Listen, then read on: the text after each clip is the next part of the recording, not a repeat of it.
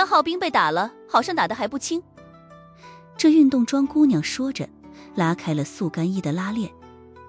刚刚整件外套都紧绷着，完全承受了设计师没想到的拉扯力。在旁边的沙发上还翘腿坐着一个穿着睡裙的女人，她连忙说道：那你快去替浩斌出气啊，大老远的去林州上学那么辛苦，怎么能让他受这样的委屈啊？他生在蜜罐子里，能有什么委屈的？这运动装姑娘说着，把外套叠好放到一边，随后开始解开鞋带，脱去白色长筒袜，白皙的脚丫暴露在空气里。这脚型也是极其好看，精巧，脚趾透出一股珠圆玉润的感觉，足够算得上是脚完年的水平了。他没好气地回应：小姨，当初我就说过把我这个废物弟弟直接送去当兵，你们都不舍得。你看，即便离开首都，他也改不了惹是生非的毛病。旁边的女人烫着张扬的大波浪，身材更加丰腴一些，女人味儿极其浓郁。在强烈的灯光下，她那大片白皙的肌肤无比惹眼，身材各处都透着强烈的成熟味道。这睡裙宽松式样简单，却是某奢侈品牌的新款，贵得要死。穿在她的身上，更是平添了一种贵妃赖床的慵懒感觉。江婉星，浩斌毕竟是你弟弟，你这当姐姐的也太不疼他了。大波浪女人轻轻拍着脸上的面膜：你呀你，早晚得把我这个当小姨的气出皱纹来。虽然自称小姨，不过这女人的皮肤如凝脂一般，看似吹弹可破，简直没有任何年龄痕迹。方千雪，我爸我妈已经不在了，当然得低调一些。虽然外婆家很有钱，但是也不是让江浩斌这么做的。江婉星开始直呼其名了，她撇了撇嘴，接着说道：刚上大学就开奔驰大 G， 成什么样子？我敢保证，这次挨打一定是他先挑事儿。这个姐姐对自己弟弟的性格也太了解了。大波浪女人满不在乎：这有什么？赚钱不就是留给孩子们花的吗？要不等你谈了恋爱，小姨我也送外甥女婿一台大 G 吧。方千雪，你个脑子都长在胸上了吧？把江浩斌养废了，对江家和方家有什么好处？江婉星瞥了自己小姨一眼，那白花花的实在是有些晃眼。我不管，反正小姨我有的是钱。方千雪满不在乎，随后问道：不过你明明是明天就去灵州，为什么偏偏骗浩斌说是过2天才去？江婉星说道：白旭阳在首都横行霸道习惯了，在灵州投资了个会所，结果被人生生抢走。我提前去，看看能让白旭阳吃瘪的人到底是何方神圣。顿了顿，江婉星又颇为感兴趣地说道：听说外婆家要撮合穆千羽和我表哥，但中途出了点变故，我顺便去了解一下情况。之前穆旭栋极力主导，要把穆千羽嫁给首都的方景阳，而这方景阳就是江婉星的表哥。方千雪说道：白旭阳追了你那么多年，你还没答应他呢。跟他吧，当个朋友还行，真要成两口子，那可太无趣了。江婉星站起身来，伸了个懒腰，那健康的线条更是随着这个动作开始呈现出爆炸般的美感。我不喜欢太舔我的人，没劲透顶。舔你怎么了？我就喜欢别人舔我，你这还处处赖我呢。大波浪女人气不过，拿起抱枕砸向江婉星。江婉星一个华丽的鞭腿把抱枕踢飞，笑道：方千雪，你也得抓紧了，趁着你还不算老，从你身边的那堆舔狗给我找个靠谱的小姨夫，别过2年人老珠黄了，只能找2婚带娃的了。说完，他扭头走上楼，哪怕是简单的上楼梯的动作，也透出一股强烈的健康之美。你这个漏风小棉袄，敢这么说你小姨？方千雪又喊道：哎，你这次去灵州，要是遇到什么帅哥，记得给我发照片。苏无忌从他的套房中醒来，已经是上午10点钟了。等他洗漱完，光着上身走出了卧室，立刻被吓了一跳。在沙发上坐着一个身穿米色宽松西装的姑娘，居然是穆千羽。她的西装袖子挽到了小臂，长发虽然仍旧披在肩膀，但头顶和发梢明显做了定型，鬓角的头发挽到了耳后，整个人流露出了一种精致又干练的味道来。苏无忌此刻只穿着大裤衩，第一时间想要扭头回去找上衣。穆千羽放下手里的杂志，微笑着说道：清理伤口的时候都看过了，还有什么不好意思的？我这不是脸皮薄吗？苏无忌停下脚步，讪笑着说道：你什么时候来的？穆千羽轻轻一笑：我都来了1个小时了，让肖经理帮我开的门。随后他站起来，走到苏无忌的背后，看了看那一道因他而受伤的位置，恢复速度还挺快，刀口都结痂了。我都说了小伤而已。苏无忌满不在乎地摆手一笑。那一道刀伤其实不轻，但恢复速度这么快，主要是那种药粉的功劳。穆千羽指了指卧室：里面没人吧？今天巧了。苏无忌哈哈一笑：你要是换一天来，还真能从被窝里找到好几个姑娘。外面都传你是花花大少，晚上从不一个人睡觉。穆千羽轻笑道：这种习惯也能改？说着，他居然径直走进了卧室，扫了一眼。卧室面积不算大，除了没叠的被子之外，其余的地方都非常整洁。这和苏无忌这位花花公子的外在形象极为不匹配。这位夜场大少的卧室里，难道不该是玉体横陈、白光晃眼、镂空的情趣内衣丢得满屋子都是吗？苏无忌笑眯眯地跟在后面道：怎么样，还算满意吗？穆千羽没回答这个问题，而是看似很随意地说道：我以后能不能经常来坐坐？他主动提出要来做客。只不过问这话的时候，穆千羽并没有直视着苏无忌的眼睛。当然可以了。苏无忌一下子乐了：你要来打麻将的话，很多时候就不用3缺1了。打个毛的麻将啊！你让陈叔转述给我的话，他全都说给我听了。穆千羽忽然转过身，看着苏无忌的眼睛，眼光清澈又认真。我都忘了我对他说过啥了。苏无忌讪讪一笑。穆千羽岔开了话题：对了，小庞是阿斯伯格患者吧？不，他是脑残。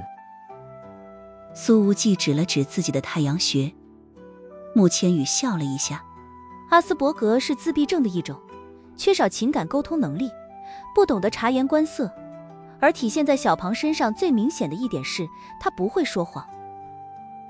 苏无忌警惕地看了一眼穆千羽。所以他跟你聊过什么？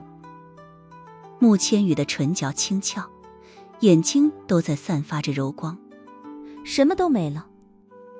苏无忌满脸的生无可恋。完蛋，他肯定连我内裤是什么颜色都告诉你了。穆千羽忍俊不禁，这才说到了正题。对了，今天能不能请你陪我去一趟铃木保险总部？我要去正式接收股份了。苏无忌：就咱们2个是？穆千羽想了一下：可以带上小庞。苏无忌嘿嘿一笑：这怎么像是2口子一起出门，还得带个傻蛋儿？穆千羽没说话，耳垂微微有点发热。他看起来很淡定地走到了衣柜旁边，打开了柜门。苏无忌哈哈一笑：放心，这柜子里也没藏人。可没想到的是，穆千羽却从柜子里挑出了一件米色衬衫，在苏无忌面前比划了一下，才说道：今天就穿这件吧，这件好看。半个小时之后，苏无忌和穆千羽已经到达了铃木保险总部。对于穆千羽来说，这一仗必须要赢。说不上为什么，带着苏无忌前来，他就感觉到莫名的轻松与安心。两人不约而同地看向了电梯里的镜子。苏无忌这才后知后觉地说道：咱们俩这衣服颜色一样。两人的衣服都是米色的，看起来简直就是同款情侣装。穆千羽抿嘴一笑：是呢，还挺巧。苏无忌这时候也是个死直男附体，他挑了挑眉毛：巧什么巧，这衣服不是你给我挑的吗？穆千羽咬了咬嘴唇，收起笑容，没吭声。小庞站在后面瓮声瓮气地说道：老板，你看穆小姐的脸红了。这时候他忽然理解了苏无忌为什么每次抓狂的要扣小庞的工资了。苏无忌看了看镜子里的穆千羽，对方还真的是霞飞双颊，桃红色在脸蛋上迅速晕开，动人之极。他忍不住地感慨道：真好看呀。小庞在后面接了一句：耳根子也红了。穆千羽被前后夹击地注视着，浑身像有蚂蚁在爬。他攥了攥拳头，忽然想从电梯里夺路而逃。要不是知道小庞是个不会撒谎的阿斯伯格患者，他真以为这主仆俩人是在组团聊自己。而这时候，所有的董事会成员都已经等在了会议室里，这里的气氛远没有电梯里那么轻松。据说穆千羽是用极不光彩的手段，从穆东升董事长的手里拿过了这部分股份。从今天起，我们的头顶上要多一个新的董事长了。新董事长，董事会投票肯定不通过，从在座的各位里随便挑出一个来，都比穆千羽更合适坐这个位子。大不了把他们打出去，穆千羽对穆家用的暴力手段，咱们也能反过来用在他的身上。从这乱七八糟的讨论中能听出来，大部分人都不想看到穆千羽接手铃木保险。哪怕穆东升已经把股份转让给了穆千羽，但后者想要插手公司管理，难度仍旧极大。在座的这帮人里，起码有2/3都是穆东升的故交老友。而这时候，董事会秘书何一恒忽然站了起来，因为透过这会议室落地玻璃，已经可以清晰看到电梯门打开了，两男一女出现在了众人的视野里。此时，在会议室门前的走廊上站着10来个保镖，都是那些董事们带来的。可是小庞一出现，仿若鹤立鸡群，这些强壮的保镖完全不够看了。穆千羽率先走进了会议室，苏无忌跟在后面对小庞交代道：守在门口，未经我的允许，谁也不能进来，谁也不能出去，不然打断腿。是。小庞应道。说完，想到小庞这死脑筋，苏无忌又抓紧补充了一句：我和千羽除外。小庞木木地说道：老板，这我还是能分清的，你不用特意强调。于是刚准备提起气势对抗10几位股东的穆千羽，差点被整得笑了场。小庞守在门口，从会议室里看过去，只能看到他脖子以下，整个脑袋都被门框挡住了。铁塔一样的身材把大门挡了个严严实实。这一刻，会议室里的气氛立刻变得紧绷了起来。穆千羽看了一眼跟进来的苏无忌，强忍着笑：大家好，我叫穆千羽，现在是铃木保险的第1大股东。我想各位应该都知道了，今天集团要选举新的董事长。一名董事重重地一拍桌子：你们穆家完全是在胡闹，成何体统？董事长是说换就换的吗？我坚决不同意。他叫卓成奇，今年56岁了，占股5%。卓先生，穆千羽早就预料到了这个结果，他说道：你如果不同意，在待会儿表决的时候，你可以不用举手，现在倒是不用喊得那么大声。卓成奇双手抱胸，语气之中警告的意味很浓。呵呵，诸位谁要是敢给穆千羽投赞成票，那就是在和我卓某人作对，将是我下半辈子的敌人。他从头到尾都没看得上穆千羽，而在来到这里之前，卓成奇就已经放言，今天绝对不可能让穆千羽上位。苏无忌站在穆千羽的后面，看了他一眼，那眼神跟看傻子一样。其实这时候在场这10几个董事都还以为苏无忌是穆千羽的跟班，顶多是个助理。他们完全没把眼前这个年轻人和那个灵州夜场的混世魔王联系到一起。当然，他们就算是知道了苏无忌的身份，也不会当成一回事儿。整天在那种场所厮混的小混混，真到了董事会这大雅之堂，不过是个登堂入室的小丑而已。而另外一个董事刘良轩则是冷笑连连：穆小姐，不如你在这仔细讲讲，你是用什么样的卑劣手段从穆东升的手里面抢过了股份？卑劣。听到这颇为难听的形容词，穆千羽轻轻皱眉。穆子阳找杀手来杀他，作为保住儿子的代价，穆东升这个当爹的交出了股份，和他们相比，谁更卑劣？他还没出声，苏无忌就开口说道：讲一遍多没意思，不如我给你重新演示一遍。你算是什么东西？这里有你说话的份儿。刘良轩一拍桌子：现在可是董事会，什么样的阿猫阿狗都能进到这里啊！苏无忌摇了摇头，打了个响指：小庞给他演示演示。那铁塔一般的身形忽然就动了。砰！众人根本没看清楚，小庞这一记重拳直接轰在了一个保镖的脸上，后者被轰得完全失去了重心，脑袋重重地撞在了走廊玻璃墙上。哗啦啦，玻璃墙碎了满地，那个保镖已是满脸的鲜血，在地上昏死了过去。有几个董事已经慌乱地站了起来：坐下坐下，我说过谁都不准走。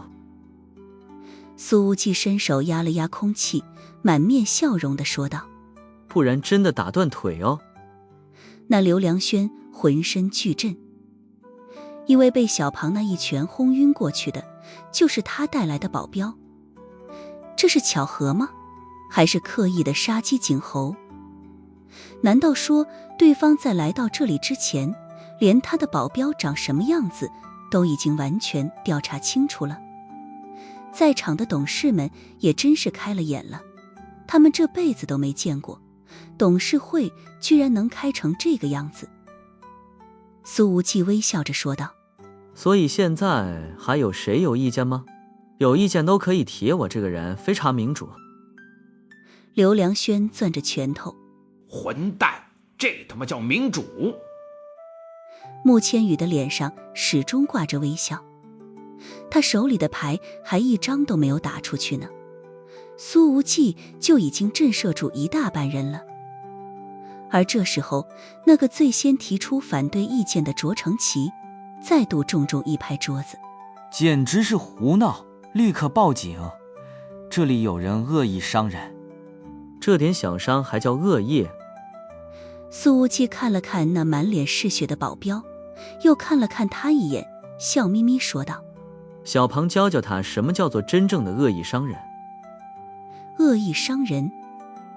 小庞得令，一步迈出，抬脚猛然一踹。这一迈一踹，简单的2个动作，一个站在5米开外的保镖便被生生踹飞。等他重重落地的时候，已经摔到了走廊的另外一端了。紧接着，小庞走上前去，一把将其从地上抓了起来，一记重拳轰在了他的胸口。这保镖又被打飞了回来，他趴在地上，大口吐着血，胸骨都不知道断了几根。苏无忌看向卓成奇，咧嘴一笑，其实这一脚一拳也只是稍微释放了一点恶意而已。卓成奇的嘴唇都在哆嗦，他指着苏无忌，手指颤抖，说不出话来。因为那个被打到吐血的保镖就是他的人。显然在董事们看来，今天穆千羽就是有备而来，打击目标极为精准。但此刻穆千羽正扭头看向苏无忌，那美眸之中已是惊喜无限，异彩连连。他也不知道自己的好搭档准备这么充分。苏无忌对穆千羽眨眼一笑，弹了一下舌，表情很轻佻。刘良轩还以为苏无忌是穆千羽的跟班，他一拍桌子，指着穆千羽喊道：不管怎样，用暴力手段都永远无法得到铃木保险。我是穆东升的好朋友，绝对不会给你投赞成票。穆千羽轻轻摇头。刘董，如果你现在打开邮箱，肯定可以看到一封邮件，是关于你上任以来一系列违规操作的调查报告，数据详细到了每一个小数点。刘良轩的表情猛然一僵，随后他恶狠狠地说道：你要往我的身上拖脏水。穆千羽继续说道：是不是脏水，刘董心里清楚。如果这一份邮件公布出去的话，会给铃木保险带来巨大的伤害。到那时候，公司声誉一定会严重受损，客户对于公司的信任度也将降到冰点。他环视四周，目光从在场每一个人的脸上扫过。铃木保险是在做各位的心血，我相信没有人愿意看到他因某些人的私欲而分崩离析。你这是污蔑。刘良轩的表情更加凶狠了。而这时候，穆千羽看了一眼董事会秘书何一恒，后者打开桌上的文件盒，从中取出了一沓文件，说道：这是刘良轩违规操作的所有证据，是否能公布出去，各位可以看过之后再决定。他这么一出声，比苏无忌将暴力进行到底来的还要震撼。何一恒是董事会秘书，在场谁都没有他对集团的运营情况更了解。原来穆千羽竟然有这么一个超强内应。刘良轩恶狠狠地瞪着何一恒，骂道：吃里扒外的东西。何一恒倒也不计较这句话，他一边亲自发着文件，一边淡淡说道：不存在吃里扒外，我本来就是远明书的人。穆家二爷穆远明，穆千羽的父亲。有几个董事倒吸一口冷气，会议室里安静的落针可闻。等所有人都看完了文件，穆千羽才继续开口：各位，文件里的数据全部真实，我不知道你们看完了之后是否有种触目惊心的感觉。一片安静，无人发声。就连之前最嚣张的卓成奇，现在也已经哑火了。刘良轩的脸色已然有些发白。沉默良久，一名董事终于沉沉开口：这份文件绝对不能公布，不然铃木保险就完了。穆千羽看着刘良轩说道：刘董，你大概不得不离开董事会了，不过我可以提醒你一下，你离开的方式有2种。停顿了一下，穆千羽接着说道：自首或者从楼上跳下去。自首或跳楼。这一刻，穆千羽身上那一股气场又出现了。那柔弱娇俏的女孩忽然间多出了掌控全场的女王气质。而苏无忌上次看到她展现这种气场的时候，还是在江南骨科医院，穆千羽一声喝退那几个保镖的时候。这一次，没有股东再去呵斥穆千羽，同样，也没有谁觉得他逼死人的要求很过分。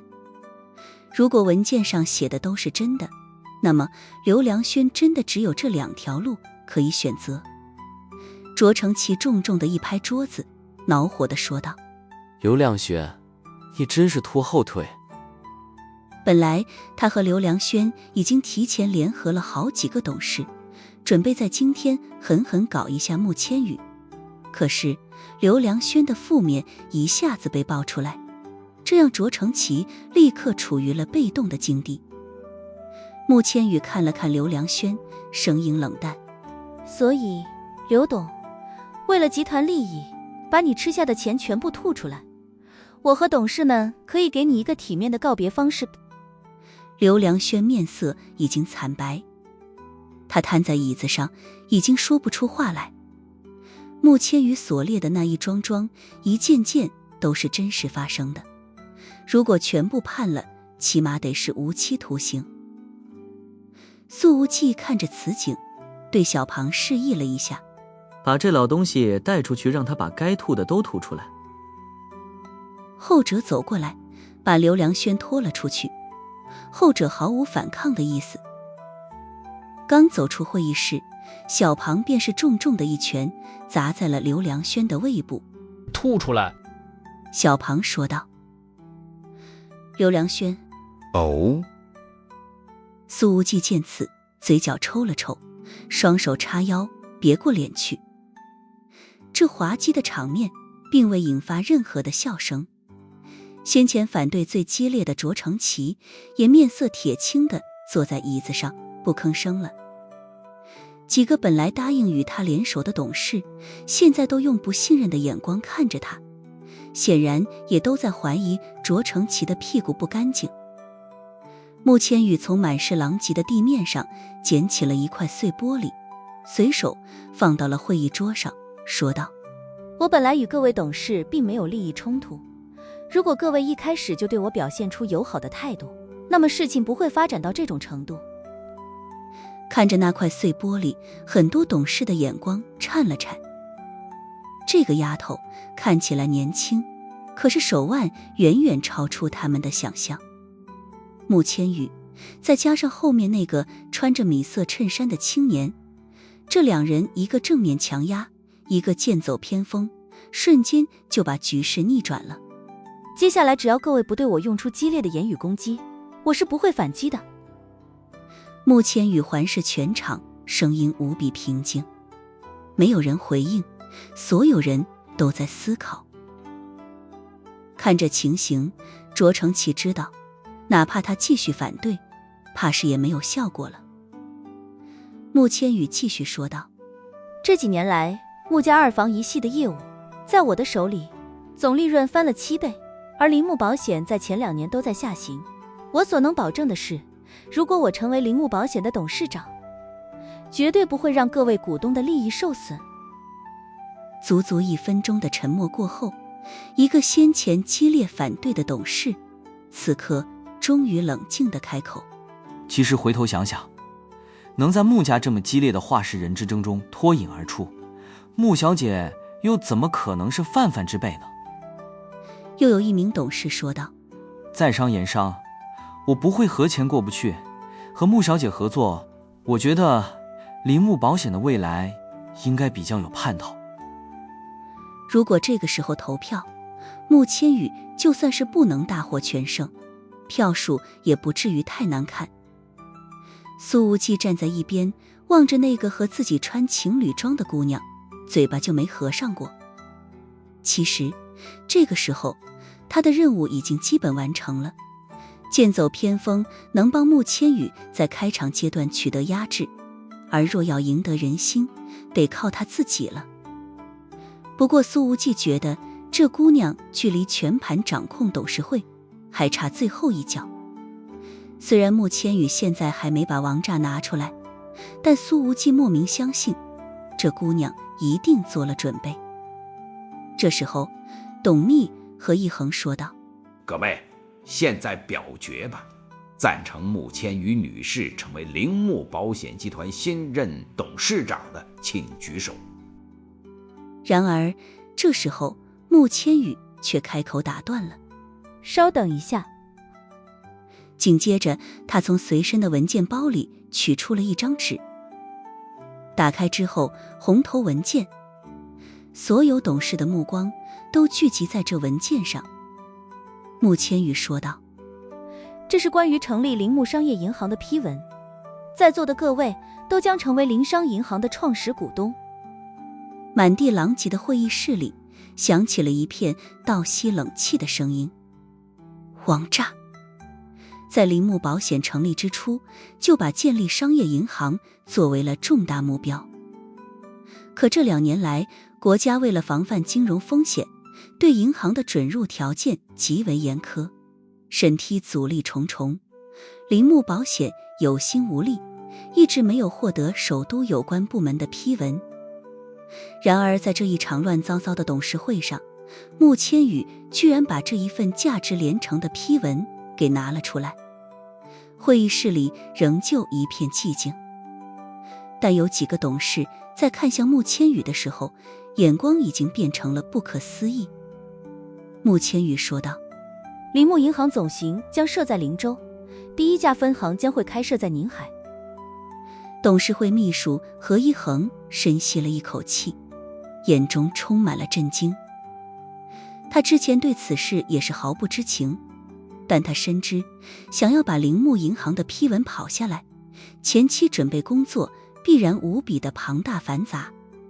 穆千羽必然早在1-2年前就已经着手为了此事而做准备了。所有前期工作都已经筹备好了，只等股份到手，一切便是水到渠成。下面就请大家为穆千羽女士担任董事长表决吧。赞成的请。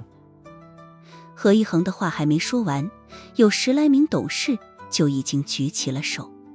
我赞成。我赞成。紧接着又有6个人把手举起来，赞成票已超过2/3，超级大逆转。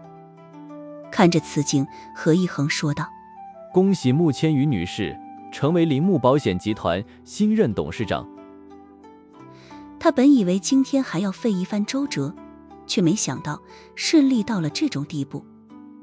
掌声随之响起来，而苏无忌却抬手指了指卓成奇，笑眯眯地开口问道：为你呢？卓成奇铁青着脸：我弃权。不能弃权。苏无忌笑眯眯地说道：你必须表个态，不然我真的很担心你以后给千羽使绊子。我占股5%，而董事会也不可能只有你们一种声音。新任董事长如果做得不好，我自然会提出来。卓成奇眯了眯眼睛：怎么，你难道要用暴力手段来解决我？说这话的时候，他表面上看起来很镇定，但实则真怕小庞那砂锅一样的拳头落到自己的脑袋上。苏无忌微微一笑：可是你的屁股也不太干净啊。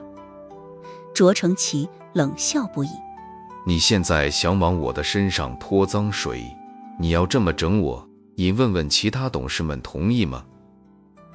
然而平日里交情不错的董事们，此刻却没有谁再出声帮他。坐在这里的人，没有谁是一丁点黑料都没有的。他们也不知道穆千羽和这个青年到底掌握了什么情况。这一对年轻男女配合默契，简直给人一种无法战胜的感觉，傻子才会继续和他们作对。会议室里的寂静让卓成奇的脸色难看至极。卓成奇，你仔细考虑一下，趁着那5%的股份还值点钱，抓紧出手转让。苏无忌说道：不然的话，到了明天你可能哭都来不及。卓成奇沉着脸：我在铃木保险内部干干净净，你想诬赖我，也找个合适的理由。呵呵。你在铃木保险内部有没有问题，我其实并不知道。苏无忌说道。卓成奇猛地一拍桌子，既然不知道，你在这里乱放什么屁？苏无忌的脸上带着些许的嘲讽。但是你家里的那个卓氏地产早年是通过何种手段拿的地皮，不用我再多说了吧？卓成奇大怒。你泼脏水还没泼够吗？你们变更了土地性质，把原来低价买来的工业用地改成了商住地块。苏无忌摇了摇头，表情之中带着微嘲之色。而就在昨天，当年主管这事的人已经因为严重渎职被带去纪检部门谈话了，现在还没有出来的。听了这句话，卓成奇脸上的怒色忽然一僵，刚刚还弥漫在他脸上的怒意仿佛没有底气支撑了一般，瞬间消散。穆千羽看了苏无忌一眼，那眼神在惊讶之余还柔光清逸，动人之极。显然苏无忌此刻的表现同样远远超出了他的想象。这个家伙怎么能提前掌握那么多的线索？当然这毕竟是陈年往事，人家可能都忘记了，不一定会把你交代出来。苏无忌说道。只要我不去举报，你现在暂时还是安全的。卓成奇并没有因此而松口气，他指着苏无忌，手指都在颤抖。你到底想要干什么？在场的都是生意人，都会选择对自己利益最大化的做法。在他们看来，这个时候的苏无忌已经彻底掌握了主动权。如果要趁机狠狠压低价格，收购卓成奇手里的股份，后者应该不会拒绝。然而苏无忌却没提股份的事情。他看起来面带微笑，可说出的话却让人彻骨冰凉。我想让你牢底坐穿。把牢底坐穿。这句话听起来，他和卓成奇似乎是有什么深仇大恨一般。穆千羽并不知道发生了什么，但是他本能地收起了笑容，那娇俏无限的面容也随之变得认真了许多。卓成奇，你当年用什么手段来对那位负责人投其所好的，你还记得吗？苏无忌盯着卓成奇。我可以提醒你，不只是钱啊。不只是钱，还有什么？在场所有人的心中都有了一个呼之欲出的答案。女人。苏无忌眯起了眼睛，声音之中透着寒意。你买了2个女孩送给他，一个12岁，一个13岁，你可真该死啊！听了这句话，会议室里的气氛陡然间变了，好几个董事看向卓成奇的眼神都充满了厌恶。穆千羽也是攥起了拳头，他不禁想到了前几天苏无忌在1小时之内就把6个毒贩扔到江里的事情。穆千羽相信这种事情从苏无忌的口中说出来绝对不会有假。你胡说！卓成奇喊道。我怎么可能这么做？警察都没找我，你在这空口诬陷我什么？他虽然这样说，但是底气却明显不足，身上的汗水已经要把衬衫全部打湿了。对，警察目前还不知道这事儿。苏无忌说道。我暂时也还没想让警察知道。众人的表情都是一愣，他们以为苏无忌要趁机开始压价了。虽然这种行为有些缺少道德，但若在商言商的话，的确能要挟着卓成奇把那5%的股份压到一个极低的价格。然而整个会议室里只有穆千羽没有这么想。他知道在这位花花大少的心里一定有比钱更重要的东西。苏无忌的声音清冷。我不告诉警察，因为没必要。卓成奇攥着拳头。你到底想干什么？因为你被秦月盯上了。苏无忌用怜悯的眼神看了对方一眼。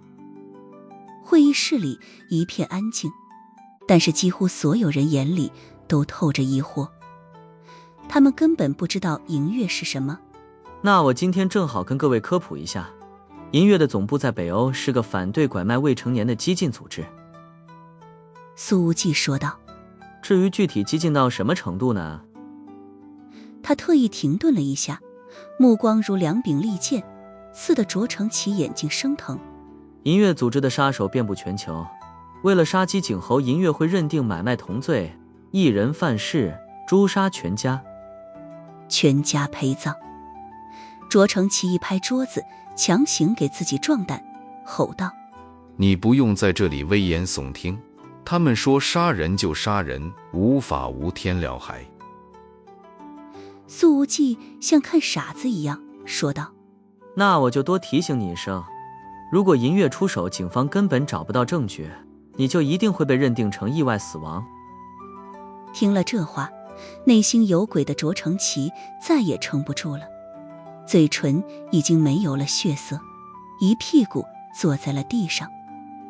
在回去的车子上，穆千羽打开手机搜了搜国外的新闻，说道：原来国际上真的有银月组织，不过能查到的有效信息并不多，都是一些捕风捉影的传言。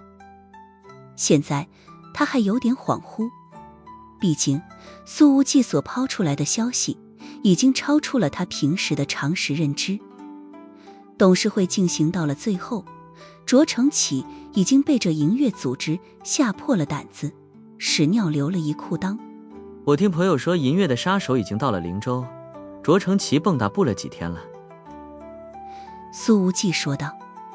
穆千羽问道：如果卓成奇重金聘请高级安保公司来保护他，也没用吗？苏无忌接着说道：银月组织的成员都是被解救的孤儿，从小就开始接受严苛的训练。不过这组织在国际上的争议也很大，毕竟很多人都觉得他们的亲属连坐制度太不人道。苏无忌知道，被银月盯上，卓成奇的儿子和老婆必然都活不成了。不管怎么样，拐卖人口都不可饶恕。穆千羽轻声道。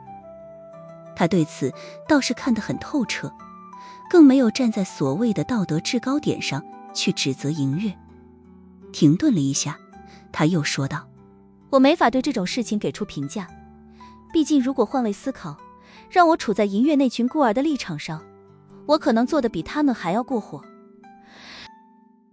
苏无忌咧嘴一笑：和聪明女人相处起来就是舒服啊，不用每天都犯厌蠢症。穆千羽看了苏无忌一眼，轻笑道：我也喜欢和聪明男人搭档。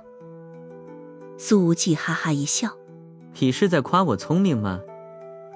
小庞开着车插了句嘴：老板，穆小姐是说她喜欢你。还能提取关键词了。苏无忌乐了：小庞，难得你今天这么会说话，你明年的工资就先不扣呢。穆千羽耳根微微发热，却没有再说什么。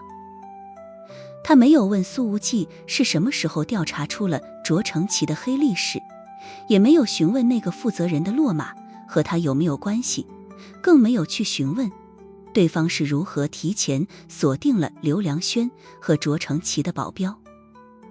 似乎他已经习惯这个青年不断给自己带来惊喜了。你没什么想问我的吗？苏无忌问道。穆千羽想了想，才说道：你不会是苏家的影子少主吧？影子少主啊？苏无忌乐了。这什么外号这么新鲜？对于有些家族来说，他们有表面上的话事人，还有一个站在阴影里的家主，权力极大，很多事情都出自影子家主之手。穆千羽看了看身边的青年，意味深长地说道：我看你就有点像这个角色。开什么玩笑，我知道苏家以前很强，但已经时隔20好几年了。我们家早就是落魄的凤凰不如鸡，实力连穆家都比不了，还谈什么家主少主的。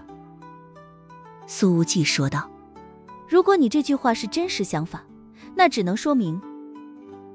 穆千羽轻轻一笑，说明你不清楚苏家以前到底有多强？他直视着苏无忌的眼睛，似乎想要看穿他内心深处的真实想法，但最终还是失败了。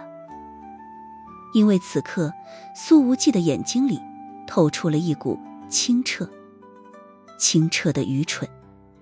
真不知道你到底是不是演的。穆千羽还真是有那么一点无奈，他换了个话题。为了表示感谢，请你吃个晚饭，可以赏光吗？当然可以啊。苏无忌立刻说道。不过其实我现在就已经饱了。穆千羽一挑眉毛。苏无忌一咧嘴。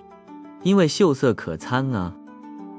穆千羽听了，笑意盈满眼睛。小庞，穆小姐，老板的意思是想吃你。苏无忌，庞啊，你下个月的工资也保住了。只是车子在开到皇后酒吧门口的时候，苏无忌看到一台全新的迈巴赫 S680 正停在那儿。许家老六许东凯站在车旁，鼻青脸肿的许家泽则是跪在地上，而总经理肖英磊正在劝说着，可那对父子说什么都不愿意离开。许家还真的给你买了一台迈巴赫呀？穆千羽笑着，也不知是有意无意地问道。许六叔为什么对你那么言听计从？说来话长嘞。苏无忌摆手一笑，都是些陈芝麻烂谷子的破事儿，不值一提。他没有立刻下车，而是打开手机免提，给肖英雷打了个电话。你告诉这父子俩，我对迈巴赫不感兴趣，也懒得见他们，把我的小破车修好，然后让许家泽抓紧从临江大学滚蛋就行了。穆千羽觉得，以苏无忌对钱的态度，不收下这台价值500-600万的迈巴赫，实在是不正常。他不趁机多讹2台劳斯莱斯，都是善心大发了。肖英磊说道。这话我已经说了，可是许东凯说还要感谢老板上次救了他女儿，所以请你务必收下。旁边的穆千羽顿时露出了八卦的目光。他知道许东凯的大女儿叫许家嫣，之前一直在国外留学，很少回来。这姑娘颜值挺高的，在那些美女如云的灵州世家里，也算是能排得上号的大美女了。而就在他们打电话的时候，许东凯看到了苏无忌的车子，立刻快步走了过来，满脸都是激动。躲不过气了，好烦。苏无忌无奈地说道，随后开门下车。穆千羽犹豫了2秒钟，不知想到了什么，唇角轻轻一翘，也跟着下了车。许东凯立刻说道，苏少，您原来的车我负责修好，但这台新车您也务必要收下。苏无忌没应这句话，而是淡淡道，临江大学是我爷爷早年建立的，让许家泽在那里读书会砸了牌子。苏少放心，退学手续已经在办了，我准备送他去参军。许东凯踹了自己的儿子一脚，这不争气的东西就得进部队历练历练。苏无忌对此倒是很认同。如果许家泽不进部队的话，以这货的性子，说不定过2年就得捅个大篓子。那就这么着吧，但部队也不是什么废物都收的。苏无忌转身招呼穆千羽，千羽，我们走，吃晚饭去。穆千羽看了看迈巴赫，笑盈盈的走到了苏无忌的身边。不，苏少。许东凯一脸为难，我还有个不情之请，就是我女儿许家嫣，她非要……苏无忌一瞪眼，她非要干嘛呀？她非要来找你。许东凯艰难地把这句话说完，已是大汗淋漓。每次面对这个晚辈，他都感觉到无法用语言形容的莫大压力。随着他话音落下，迈巴赫驾驶座的车门打开了。最先出现在苏无忌眼中的是一双棕色小皮靴，紧接着便是光洁细腻的大白腿迈了出来。这腿的长度有点惊人，腿主人的身高绝对超过了1.75米。长腿再往上就是米色热裤和白色高领无袖衫，看起来很普通的打扮，可是那无袖衫是紧身的，在胸前还开出了2道10来公分长的横向口子，这设计看起来像是被扯烂的一样。虽然这口子也就1指来宽，却可以看到山坡的白皙。虽然露得不多，可这衣服的巧思设计却让身材又增添了50%以上的吸引力。要是身材没点料，绝对不敢这么穿。这就是许家烟。怎么穿这么骚？苏无忌皱着眉咕哝道。听了这句话，旁边的穆千羽差点没忍住笑。嗨，亲爱的无忌，我们终于又见面了。这音色很特别，软糯之中还自带一股魅惑的慵懒味道。许家烟说着款款走过来，看了一眼穿着情侣装的穆千羽，嘴角勾勒出了一抹挑衅的弧度，随后一把抱住了苏无忌。在那软柔又当晃的攻势之下，苏无忌的身体瞬间僵硬